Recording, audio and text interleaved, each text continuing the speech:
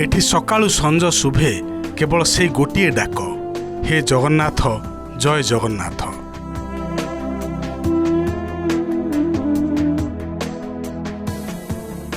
ये से क्षेत्र जहाँ सह जोड़ी होई रही कोटी कोटी ओडियांकर भावावेग। मन भितरे आशा आउ मनोवांछा पूर्तिर कामना नहीं आगक बढ़ुवा भिन्न भिन्न पाद भिन्न भिन्न पथरु आसी जोठी एकाठी जोड़ी होई जाए से जागा हेउछि जगार।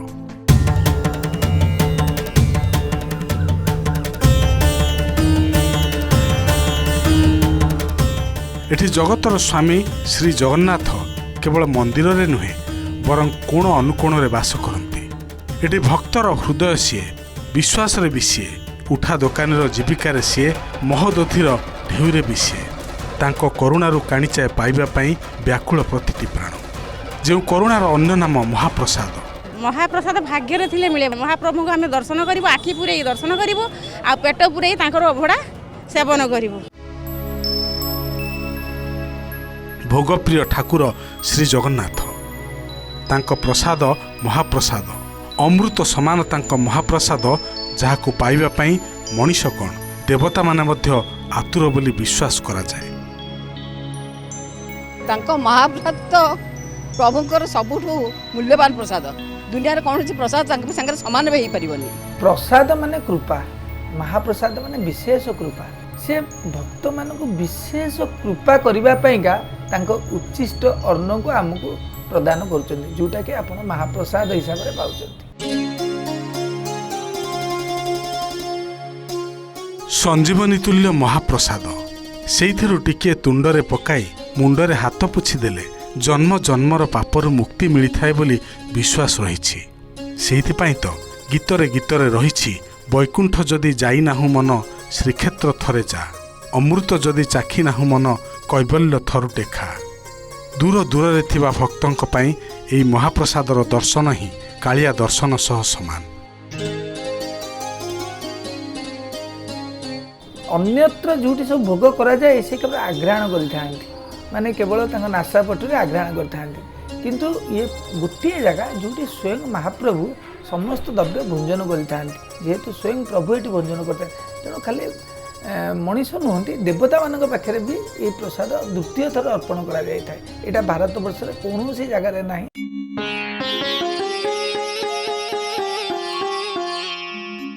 ये एमिति एक भोग जहाँ थरुटिए भोग भाव में लगी सारिबा परे भी पुणी थरे लगी होई थाए। महाप्रसाद विश्वासर अन्य नाम। सेइथिपाई तो संपर्क जोड़िबा ठारू नहीं प्रतिटी शुभ काम रे सबुठी आगरे थाए महाप्रसाद। श्री जगन्नाथ मानववादी, तांकर प्रतिटी नीतिकांति रे प्रतीयमान होई थाए मानवीय लीला।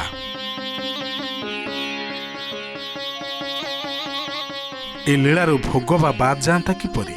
दिनचर्या मनुष्यटीए जेमिति खाद्य पानीय ग्रहण करिथाए, महाप्रभु मध्य ठीक सेमिति प्रतिदिन भोजन ग्रहण करिथांती, जो भोग को आहुरी स्वादिष्ट कर देई थाए भक्तर भावना।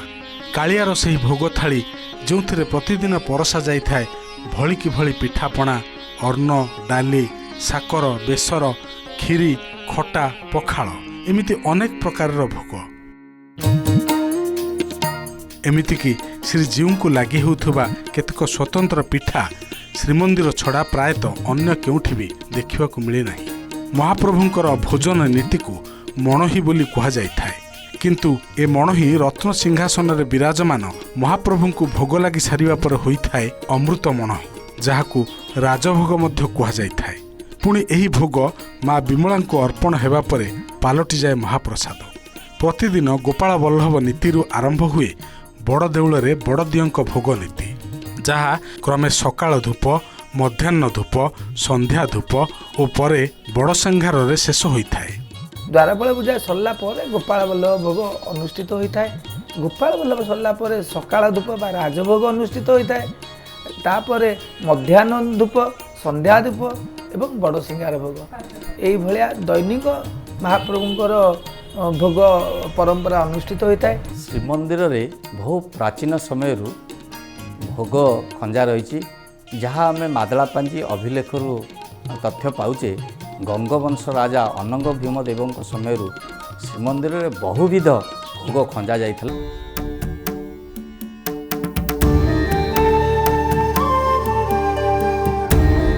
କାଳିଆ ସାଆନ୍ତଙ୍କର ଭୋଗ ବି ଦୁଇ ପ୍ରକାର, ଗୋଟିଏ କୋଠ ଭୋଗ ଓ ଅନ୍ୟଟି ମଠ ଭୋଗ। ଦୈନିକ ଏଠି 60 ପଉଟି ଭୋଗ ନୀତି ଅନୁଯାୟୀ ଲାଗି ହୁଏ। ଶ୍ରୀଜୀଉଙ୍କ ଏହି କୋଠ ଭୋଗ 3 ପ୍ରକାର, ଦୈନିକ, ପର୍ବଜାତ ଓ ରହଣୀ ଭୋଗ। ରହଣୀ ଭୋଗ କହିଲେ ଶୁଖିଲା ଭୋଗକୁ ବୁଝାଯାଇଥାଏ।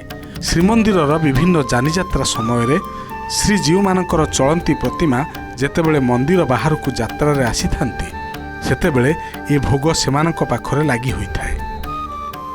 ଶ୍ରୀମନ୍ଦିରରେ ପ୍ରାୟ 56ରୁ ଉର୍ଦ୍ଧ୍ୱ ବିଶେଷ ପର୍ବପର୍ବାଣି ପାଳିତ ହୋଇଥାଏ। ତା ଭିତରେ ଜଗନ୍ନାଥ ମହାପ୍ରଭୁଙ୍କର ବିଭିନ୍ନ ଉତ୍ସବ ବା ଯାତ୍ରା ମାନଙ୍କରେ ବିଭିନ୍ନ ପ୍ରକାରର ଭୋଗ ମଧ୍ୟ ଖଞ୍ଜା ହେଇଛି। ଯେମିତିକି ଗୋଟିଏ ଭୋଗ କହିଲେ ବଉଳ ଅମାସ୍ୟାରେ ବଉଳ ଗଇଁଠା ଭୋଗ ହୁଏ, ନାଡ଼ି ବଉଳ ହୁଏ, ଗଇଁଠା ପଡ଼ିକିରି ହୁଏ ଏବଂ ପହିଲି ଭୋଗ ମାସରେ ପ୍ରାୟ 27 ପ୍ରକାରରୁ ଉର୍ଦ୍ଧ୍ୱ ପ୍ରକାରର ଭୋଗ ହୁଏ, ଯେଉଁଥିରେ କି ବଡ଼ି, ନାଡ଼ି, ଛତୁ। ସେଇଭଳି ଆଉ କେତେ ଗୁଡ଼ିଏ ଦିନରେ ଅଛି ଯେଉଁଥିରେ କି ମାଣ୍ଡୁଅ ଭୋଗ, କେଳି ଭୋଗ ହୁଏ, ଯେଉଁଟାକି ଚନ୍ଦନ ଯାତ୍ରା 21 ଦିନ ଯାକ ମହାପ୍ରଭୁଙ୍କର ନରେନ୍ଦ୍ର ସରୋବରରେ ଯେଉଁ ଜଳ କ୍ରୀଡ଼ା କରିଥାନ୍ତି ସେଠି ମାଣ୍ଡୁଅ ସ୍ୱତନ୍ତ୍ର ଛେନା ଆଉ ଅଟାରେ ଗୁଡ଼, ଘିଅ ଏସବୁ ମିଶିକିରି ସ୍ୱତନ୍ତ୍ର ଭାବରେ ତାଙ୍କର କେଳି ହେଇଥାଏ। ମହାପ୍ରଭୁଙ୍କର ଚାଚେରୀ ଭୋଗ ବି ଅଛି। ଯେତେବେଳେ ଦୋଳ ପୂର୍ଣ୍ଣିମାଠୁ ଆପଣଙ୍କର ଦେଖିବେ, ଦୋଳ ପୂର୍ଣ୍ଣିମା ଆଗରୁ ଦୋଳ ଦଶମୀଠୁ ମହାପ୍ରଭୁଙ୍କର ଚାଚେରୀ ବେଶ ହୁଏ। ସେ ଚାଚେରୀ ବେଶ ସମୟରେ ମହାପ୍ରଭୁଙ୍କର ଚାଚେରୀ ଭୋଗ ବି ଅଛି। ମହାପ୍ରଭୁଙ୍କର 2 ପ୍ରକାର ଭୋଗ, ଗୋଟେ ହେଲା କୋଠ ଭୋଗ ଆଉ ଗୋଟେ ହେଲା ମଠ ବା ବରାଦୀ ଭୋଗ। ଏମିତି 2 ପ୍ରକାର ଭୋଗ। କୋଠ ଭୋଗରେ ଗୋଟେ ହେଲା ଦୈନିକ ଭୋଗ, ଗୋଟେ ହେଲା ପର୍ବଜାତ ଭୋଗ ଏବଂ ଆଉ ଗୋଟେ ଭୋଗ ଅଛି ରହଣୀ ଭୋଗ। ସେହିପରି ରହଣୀ ଭୋଗର ଆଉ ଏକ ମାହାତ୍ମ୍ୟ ହେଉଛି ଏ ଭୋଗ ମାସାଧିକ କାଳ ରହିପାରେ। କୁହାଯାଏ ପୂର୍ବରୁ ଶ୍ରୀ ଜଗନ୍ନାଥ ସଂସ୍କୃତିର ପ୍ରଚାରକ, ସେବାୟତ ଓ ଭକ୍ତମାନେ ଦେଶର ବିଭିନ୍ନ ସ୍ଥାନକୁ ଗଲାବେଳେ ବଡ଼ଦିଅଙ୍କର ଏହି ଭୋଗକୁ ସାଙ୍ଗରେ ନେଇ ଯାଉଥିଲେ, ଯାହାକି ଶ୍ରୀ ଜଗନ୍ନାଥ ଚେତନାକୁ ଆହୁରି ବ୍ୟାପକ କରି ତୋଳିଥିଲା। ଶ୍ରୀମନ୍ଦିରରେ ସବୁଠାରୁ ଅଧିକ ପ୍ରକାରର ଭୋଗ ମକର ସଂକ୍ରାନ୍ତିରେ ହିଁ ଲାଗି ହୋଇଥାଏ। ମକର ସଂକ୍ରାନ୍ତି ଦିନ ମହାଲକ୍ଷ୍ମୀ ତାଙ୍କ ବାପ ଘରୁ ଜଗନ୍ନାଥ ମନ୍ଦିରକୁ ଫେରିଥାନ୍ତି। ଝିଅ ଯେତେବେଳେ ବାପ ଘରୁ ଆସିଥାଏ ସେତେବେଳେ ସେ ଭାର ନେଇକି ଆସିଥାଏ। ତେଣୁ ମହାଲକ୍ଷ୍ମୀ ମଧ୍ୟ ଜଗନ୍ନାଥ ତ ଖାଇବାକୁ ଭଲ ପାଆନ୍ତି, ତେଣୁ ସେତେବେଳେ ସେ ଯେଉଁ ଭାର ଆଣିଥାନ୍ତି ସେଥିରେ 84 ପ୍ରକାର ଭୋଗ ଥାଏ। ତେଣୁ ତାକୁ ମକର 84 ଭୋଗ ବୋଲି କୁହାଯାଇଥାଏ। ସେହିପରି ଶ୍ରୀମନ୍ଦିରରେ ପଣାର ମଧ୍ୟ ରହିଛି ବିଶେଷ ମହତ୍ତ୍ୱ। ବିଶେଷ କରି ଚନ୍ଦନ ଯାତ୍ରା ସମୟରେ ଶ୍ରୀଜୀଉମାନଙ୍କୁ ଗରମରୁ ରକ୍ଷା କରିବା ପାଇଁ ପଣା ଭୋଗ ଲାଗି ହୋଇଥାଏ। ଚନ୍ଦନ ଯାତ୍ରାରେ ବିଶେଷତ୍ୱ ହେଉଛି ଏଇଟା ଗରମ ଦିନ, ପ୍ରବଳ ଗରମ ହୁଏ। ଗରମ ଉପଶମ କରିବା ପାଇଁ ମହାପ୍ରଭୁ ଜଳ କ୍ରୀଡ଼ା କରିବାକୁ ଯାଆନ୍ତି ଏବଂ ଜଗନ୍ନାଥ ଏହି ସମୟରେ ପଣା ପିଇଥାନ୍ତି। ଏହି ସମୟରେ ଏଇ 42 ଦିନ ଯାକ ପଣା ଭୋଗ ଅଛି। ଓଡ଼ିଆଙ୍କ ଖାଦ୍ୟ ଯାହା ଓଡ଼ିଆଙ୍କୁ ଏକ ବିଶେଷ ପରିଚୟ ଦେଇଥାଏ ତାହା ହେଉଛି ପଖାଳ। ଆଉ ଓଡ଼ିଆଙ୍କ ଆରାଧ୍ୟ ଦେବତା ଏଥିରୁ ବା ବାଦ୍ ପଡ଼ନ୍ତି କିପରି? କେବଳ ଗୋପାଳ ବଲ୍ଲଭ ନୀତିକୁ ଛାଡ଼ି ଅନ୍ୟ ସବୁ ନୀତିରେ ଦିଅଙ୍କ ପାଖରେ ବିଭିନ୍ନ ପ୍ରକାରର ସୁବାସିତ ପଖାଳ ଏବଂ ବ୍ୟଞ୍ଜନ ଲାଗି ହୁଏ। ସେହିପରି ମହାପ୍ରଭୁଙ୍କ ପିଠା ତାଲିକା ମଧ୍ୟ ବେଶ ଲମ୍ବା। ମାଣ୍ଡୁଅ, କାନ୍ତି, କାକରା, ଆରିସା, ଟିକିଲି, ମାଠପୋଳି, ବଡ଼ହଂସ, ସାନକାନ୍ତି ଏପରି ଅନେକ ପିଠା ବର୍ଷ ବର୍ଷ ଧରି ଲାଗି ହୋଇ ଆସୁଛି ମହାପ୍ରଭୁଙ୍କ ନିକଟରେ। କିନ୍ତୁ ପିଠା ମଧ୍ୟରେ ସୁଆର ପିଠାର ରହିଛି ଏକ ସ୍ୱତନ୍ତ୍ର ପରିଚୟ। କଥିତ ଅଛି ତତ୍କାଳୀନ ଗଜପତି ମହାରାଜାମାନେ ଯୁଦ୍ଧରେ ବିଜୟ ଲାଭ କରି ଫେରିବା ପରେ ମହାପ୍ରଭୁଙ୍କୁ ଖୁସି କରାଇବା ପାଇଁ ଏହି ପିଠା ଯାଚିଥିଲେ। ସ୍ନାନଯାତ୍ରା ପରେ ଶ୍ରୀଜୀଉମାନେ ଯେତେବେଳେ ଅଣସର ଘରେ ରୁହନ୍ତି, ସେ ସମୟରେ ତାଙ୍କ ସ୍ଥାନରେ ପୂଜା ପାଉଥିବା ପଟିଦିଅଙ୍କ ନିକଟରେ ବିଶେଷ ପ୍ରକାରର ଭୋଗ ଲାଗି ହୋଇଥାଏ। ଯେମିତି ମଣିଷ ଅସୁସ୍ଥ ଥିବାବେଳେ ଫଳାହାର କରିଥାଏ, ସେହିଭଳି ଦିଅଙ୍କ ପାଖରେ ବି ଫଳ ଭୋଗ ଅର୍ପଣ କରାଯାଇଥାଏ। ଅଣସର କ୍ରିୟାର ଅନ୍ତ ଘଟାଇ ପ୍ରଭୁ ଜନ୍ମବିଧିକୁ ଯାତ୍ରା କଲା ସମୟରେ ତାଙ୍କ ପାଖରେ ଆଉ କିଛି ବିଶେଷ ଭୋଗ ଲାଗି ହୋଇଥାଏ, ଯେମିତିକି ପୋଡ଼ପିଠା ଏବଂ କଦଳୀ ତରିଆ ଇତ୍ୟାଦି। ଶ୍ରୀଜୀଉଙ୍କ ବ୍ୟତୀତ ଶ୍ରୀମନ୍ଦିରର ଅନ୍ୟ ଦେବାଦେବୀଙ୍କ ପାଖରେ ଅନ୍ନଭୋଗ ଲାଗି ହୁଏ ନାହିଁ, ବରଂ ଶୁଖିଲା ଭୋଗ ଯେମିତିକି ପିଠା, ଖଜା ଏବଂ ମାଲପୁଆ ଇତ୍ୟାଦି ଅର୍ପଣ କରାଯାଇଥାଏ।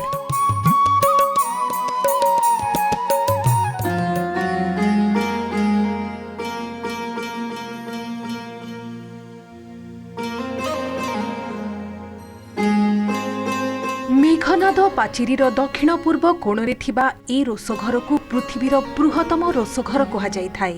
ଠାକୁରଙ୍କ 60 ପଉଟି ଭୋଗ ବ୍ୟଞ୍ଜନ ରନ୍ଧନ ପ୍ରସ୍ତୁତିରେ ସୁପକାରମାନଙ୍କ ଭୂମିକା ଅତ୍ୟନ୍ତ ଗୁରୁତ୍ୱପୂର୍ଣ୍ଣ। ଏମାନେ ଭିନ୍ନ ଭିନ୍ନ କାର୍ଯ୍ୟ କରିବା ପାଇଁ ରଖା ହୋଇଛନ୍ତି। ଏପଟେ ମହାପ୍ରଭୁଙ୍କ ମହାପ୍ରସାଦ ପାଇଁ ଲାଗିଛନ୍ତି ସୁଆର ସେବକ ଓ ସେପଟେ ସେହି ମହାପ୍ରସାଦକୁ ଆନନ୍ଦରେ ଭୁଞ୍ଜି ଚାଲିଛନ୍ତି ଭକ୍ତବୃନ୍ଦ। ସତେ ଯେମିତି ଏଠି ଭକ୍ତ ଓ ଭଗବାନଙ୍କ ସମ୍ପର୍କକୁ ଆହୁରି ନିବିଡ଼ କରିବାକୁ ଅହର୍ନିଶି ଲାଗି ପଡ଼ିଛନ୍ତି ସଭିଏ। ଆଉ ଏ ପ୍ରକ୍ରିୟାକୁ ସଫଳ କରୁଥିବା ରୋଷଘର ବି ବଡ଼ ରହସ୍ୟମୟ। କୁହାଯାଏ ଏଠି ଥାକ ଥାକ ହୋଇ ବସିଥିବା ଅନ୍ନ ହାଣ୍ଡି ଭିତରୁ ଉପର ହାଣ୍ଡିର ଭାତ ହିଁ ଆଗ ସିଝିଥାଏ। ତାହାର କାରଣ ବି ପଦ୍ମ ପାଖୁଡ଼ା ପରି ଗଢ଼ାଯାଇଥିବା ଚୁଲି ଓ ମାଟି ପାତ୍ର। ପଦ୍ମ ପାଖୁଡ଼ା ଭଳି ଥାଏ, ତଳେ ତାର କାଠ ଦିଆଯାଏ ଏବଂ ପଦ୍ମ ପାଖୁଡ଼ା ଭଳିଆ ପ୍ରାୟତଃ 8-9ଟି ଆପଣଙ୍କର ଯେଉଁ ମଠ କୁଡ଼ିଆ ଯେଉଁଟା କୁହାଯାଏ, ସେ ମଠ କୁଡ଼ିଆ ହିଁ ସେଥିରେ ଭାତ ରନ୍ଧାଯାଏ। ସେ ଭାତଟାକୁ ସେମାନେ ରାନ୍ଧି ସାରିଲେ ସେ ଏଠାରେ କୌଣସି ଚିମୁଟା ଏକା ବ୍ୟବହାର କରାଯାଏ ନାହିଁ। ସେ ଗୋଟେ ଦଉଡ଼ିରେ ସେଇ କୁଡ଼ିଆର ବେକକୁ ଧରିକିରି ଏବଂ ସେ ଡଙ୍କି ସାହାଯ୍ୟରେ ତାକୁ ଗୋଟେ ବଡ଼ କୁଡ଼ିଆରେ ଢାଳି ଦିଅନ୍ତି ଏବଂ ସେ ବଡ଼ କୁଡ଼ିଆର ଯେଉଁଟା ଆମେ କହୁଛନ୍ତି ବାଇ ହାଣ୍ଡି କହୁ କିମ୍ବା ଦାସିଆ କହୁ ଏମାର କହୁ, ଯେଉଁ କୁଡ଼ିଆରେ ସେ କୁଡ଼ିଆରେ ଗୋଟେ ଡଙ୍କି ପଛପଟେ ଗୋଟେ ଛେଦ କରାଯାଏ ଏବଂ ସେଥିରେ ତା'ର ଯେଉଁ ଚାଉଳର ଯେଉଁ କୁହନ୍ତି ପେଜ ଗୁଡ଼ିକ ବାହାରିଯାଏ। 3 ଇଞ୍ଚର ଗୋଟେ ଚାରିପଟ 3-4 ଇଞ୍ଚର ଗୋଟେ ବନ୍ଧି ଭଳିଆ ଥାଏ। ସେଇଥିରେ ଯେଉଁ କାଠ ଜଳା ହୁଏ ସେ କାଠର କୋଇଲା ତକ ସେଥିରେ ପଡ଼ିକିରି ସେଇଟାକୁ ତାପରେ ନିଆଁ ଝୁଲ ପକାଇକିରି ସେଇଟାକୁ ଗୋଟେ ବିଞ୍ଚାଯାଏ। ବିଞ୍ଚିକିରି ସେଇ କାଠ ଝୁଲ ଉପରେ ହିଁ ସବୁ ତରକାରୀ ଏବଂ ଡାଲି ଗୁଡ଼ିକ ବସେ। ସେଇଟାକୁ ଅହିଆ କୁହାଯାଏ। ଆଉ ଗୋଟେ ହେଉଛି ପିଠା ଚୁଲି।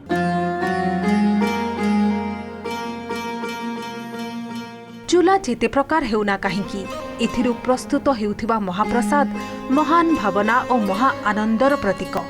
ବୋଧହୁଏ ସେଇଥିପାଇଁ ତାଙ୍କ ଭୋଗ ବଜାରର ନାଁ ଆନନ୍ଦ ବଜାର।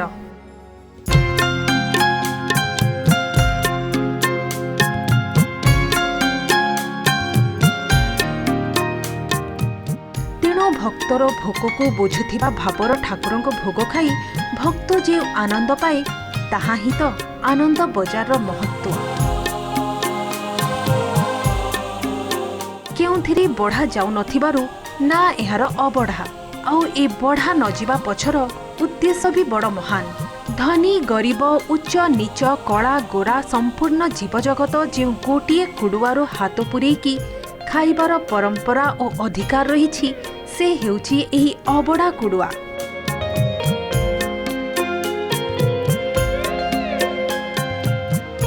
ସମସ୍ତେ ଯେ ମହାପ୍ରଭୁଙ୍କ ଦୃଷ୍ଟିରେ ସମାନ, ସମଗ୍ର ଜାତିର ସେ ଅନ୍ନଦାତା, ତାହା ହିଁ ସେ ଏ ଅବଢ଼ା ଜରିଆରେ ବତାଇ ଦିଅନ୍ତି। ଏଠି ଭଗବାନ ଖାଉଥିବା ଭୋଗ କେବଳ ତାଙ୍କ ପାଇଁ ନୁହେଁ, ବରଂ ଭଗବାନ ଖାଉଛନ୍ତି ବୋଲି ଏଠି ଜୀବ ଜଗତ ବି ଖାଉଛନ୍ତି। କୁହାଯାଏ ପୁରୀରେ କେହି ଉପାସରେ ରୁହନ୍ତିନି, କାରଣ ଏହା ଶ୍ରୀକ୍ଷେତ୍ର ଅର୍ଥାତ୍ ଏଠି ମା ଲକ୍ଷ୍ମୀଙ୍କ ବାସ। ତେଣୁ କେଉଁଠୁ ନା କେଉଁଠୁ ଖାଦ୍ୟ ଯାଇ ଭୋକିଲା ପେଟ ପାଖରେ ପହଞ୍ଚିଯାଏ। ପାତାଳି ସମୟ ଛଡ଼ା ଶ୍ରୀମନ୍ଦିରରେ ଆଉ କେବେ ଅଭଡ଼ା ବନ୍ଦ ହୋଇନି ବୋଲି କୁହାଯାଏ।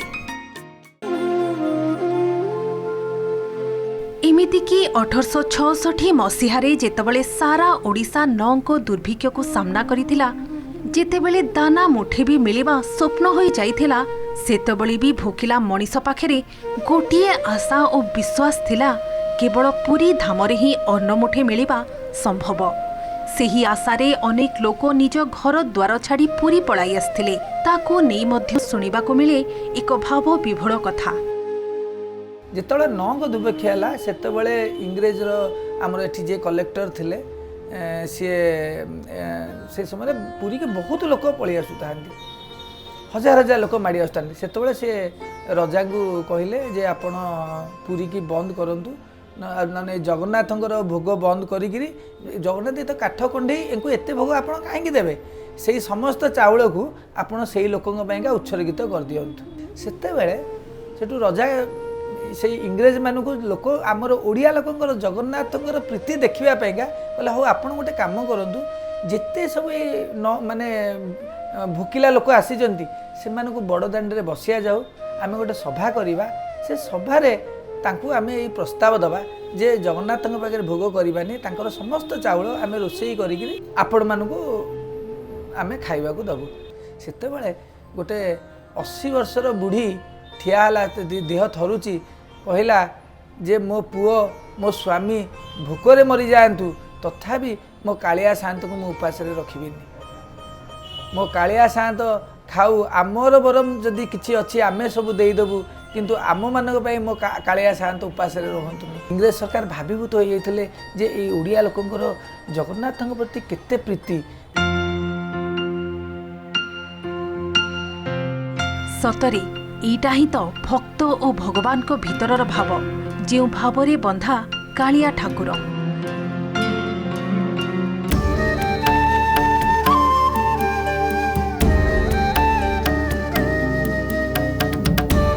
चाउलरू अन्न अन्नरू पुणी चाउल शुणिले आश्चर्य लगे किंतु यही तो महाप्रसादर महिमा जो महिमार महत्व शुभ कार्यरू नहीं जीवनर शेष यात्रा रे भी लोड़ा पड़े ना ताहार निर्माल्य बा कैबल्य।